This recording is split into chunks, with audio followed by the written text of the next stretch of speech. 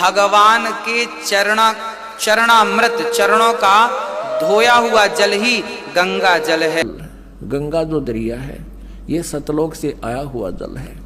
गंगा नदी की उत्पत्ति को लेकर हमारे समाज में बहुत सारी मनगढ़ंत मान्यताएं, लेकिन आज की इस वीडियो में हम सटीक तरीके से जानेंगे कि आखिर गंगा की उत्पत्ति किस प्रकार से हुई होगी। आध्यात्मिक समस्याओं को हल करने के लिए हमें संतों की आवश्यकता होती है, या हम यूँ कहें कि तत्वदर्शी संत की आवश्यकता होती है। और आज की इस वीडियो में दो संतों के विचारधारा के जरिए समझेंगे कि कौन सा संत गंगा उत्पत्ति के बारे में सही तरीके से बता रहा है और उनके बताने के पीछे वह किस ग्रंथ से प्रमाण दे रहा है। तो आज की इसी वीडियो में समझने वाले हैं।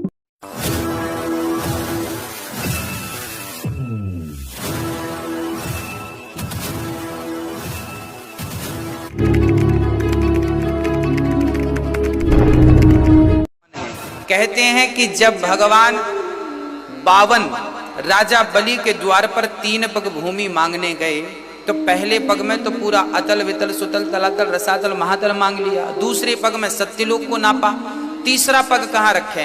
कहते हैं जब भगवान दूसरा पग लेकर गए ब्रह्मलोक में तो भगवान के अंगूठे से ब्रह्मांड फट गया।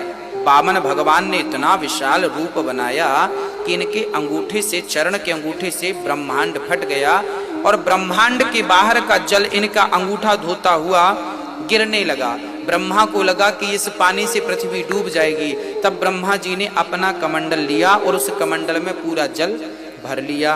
वो चरणोदक था, जो भगवान के चरणों का धोता हुआ जो जल था वो ब्रह्मा जी के कमंडल में था। और जब भागीरथ जी ने तप किया तो ब्रह्मा जी ने वही चरणों का जल छोड़ दिया। वह चरणोदक ही गंगा है। भगवान के चरणामृत चरणों का धोया हुआ जल ही गंगा जल है। भगवान शिव की जटा कुंडली में जटा एक ये जटा जो भगवान के शिव पर दिखा रखी है ना, ये बालों का जटा, और इसमें एक औरत का मुंह सा दिखाकर उसके मुंह से गंगा निकलती दिखा रखी है। ये तो एक बनावटी कल्पित है, ऐसा नहीं है। भगवान शिव के लोक में एक जटा कुंडली, एक डैम है, बहुत बड़ा सरोवर, बहुत बड़ा। यो प्रत्येक लोक के अंदर, जैसे शिव के लोक में, विष्णु के लोक में, ब्रह्मा जी के लोक में, सबके लोक में बड़े बड़े सरोवर होते हैं।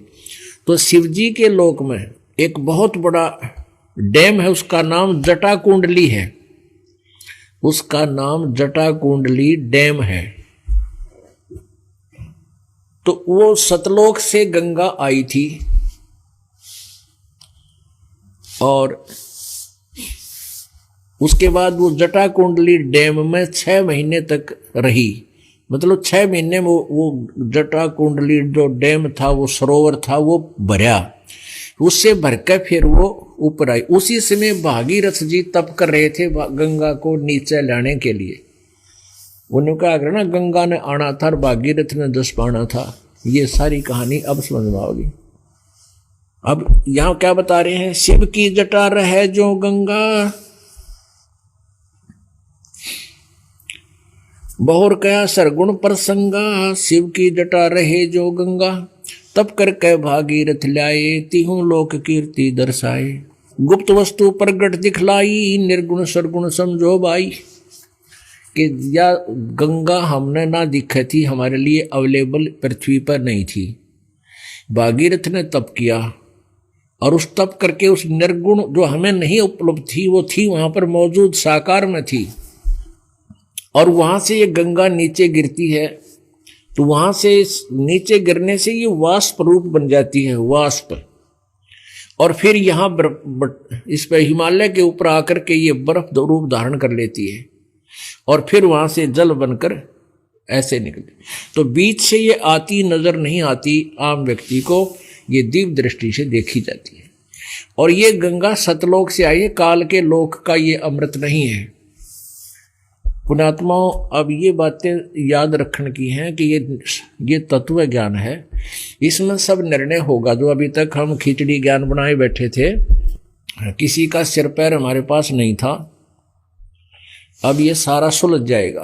तो एक सैंपल है ये गंगा उस सतलोक से आई हुई।